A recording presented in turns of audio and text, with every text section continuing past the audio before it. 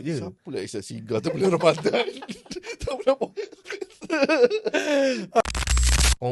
Tak tahulah, ni sajalah tanya. Nak off record tak? Tak, confirm tak, ini okey je. Tapi confirm lah Ustaz, benda tu memang batal Ustaz. Kalau Batal lah, rokok batal, membatalkan puasa. Sebab dia dalam kategori memasukkan sesuatu di dalam rongga. Tak, Ustaz, tapi dia macam lalu je. lalu keluar. Dia tak masuk. Ni saya nak menegakkan benang yang basah ni. Kalau tu macam aku nak explain pun tak ada guna. Kalau rokok dia memang dia masuk dalam Ustaz. Dia kalau sigar, dia kan sigar kan dia kat mulut.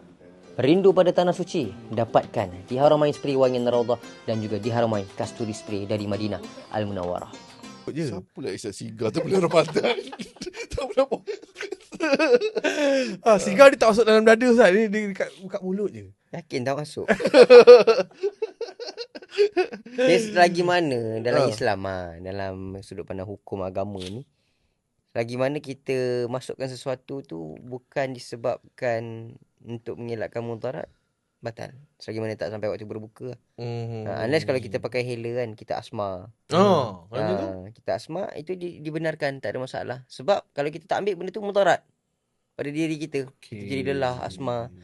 So untuk perubatan tak ada masalah. Kau jangan jadikan alasan, Ustaz, kalau saya tak isap vape, saya asma Ustaz. Saya tak isap vape, saya migraine. Itu mengarut lah. Itu mengarut.